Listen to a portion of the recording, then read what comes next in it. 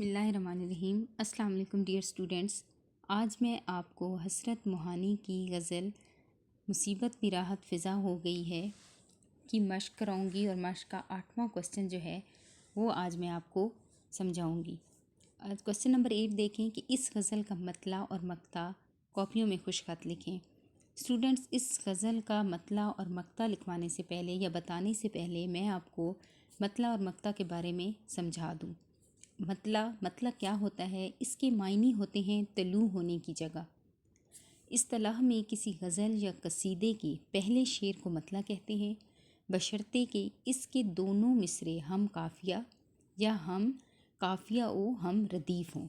اب غالب کی ایک غزل کا مطلع اس طرح ہے کہ بازیچہ اطفال ہے دنیا میرے آگے، ہوتا ہے شب و روز تماشا میرے آگے۔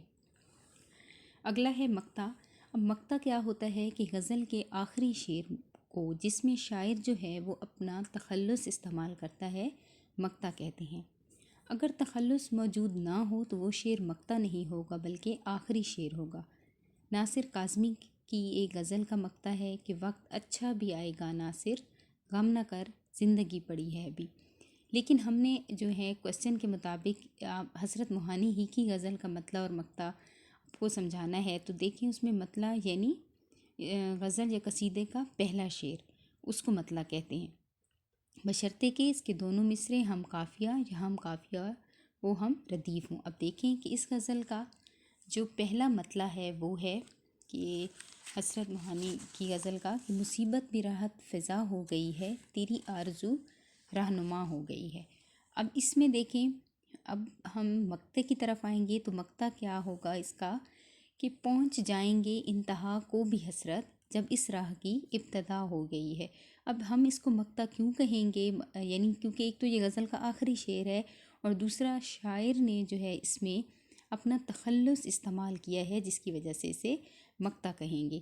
اگر تخلص موجود نہ ہوتا تو یہ غزل کا آخری شعر ہوتا، مقطع نہ ہوتا۔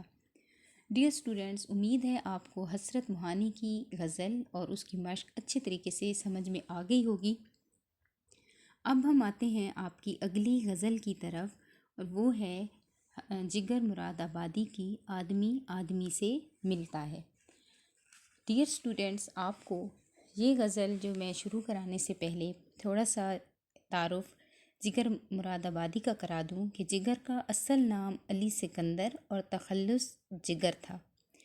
آپ بنارس میں پیدا ہوئے تھے اور جو آپ کا خاندان ہے وہ ہجرت کر کے مراد آباد میں آ بسا تھا، تو آپ اسی وجہ سے جگر مراد آبادی کہلائے اور اسی کلمی نام سے مشہور ہوئے۔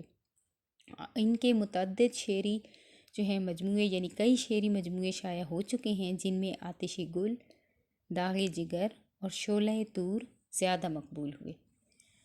ڈیئر اسٹوڈنٹس، آج میں آپ کو جگر مراد آبادی کی غزل کی ریڈنگ اور مشکل الفاظ کے معنی بتاؤں گی۔ تو آتے ہیں ریڈنگ کی طرف کہ آدمی آدمی سے ملتا ہے، دل مگر کم کسی سے ملتا ہے، بھول جاتا ہوں میں ستم اس کے، وہ کچھ اس سادگی سے ملتا ہے، آج کیا بات ہے کہ پھولوں کا رنگ تیری ہنسی سے ملتا ہے، سلسلہ فتنہ قیامت کا تیری خوش قامتی سے ملتا ہے، مل کے بھی جو کبھی نہیں ملتا، ٹوٹ کر دل اسی سے ملتا ہے۔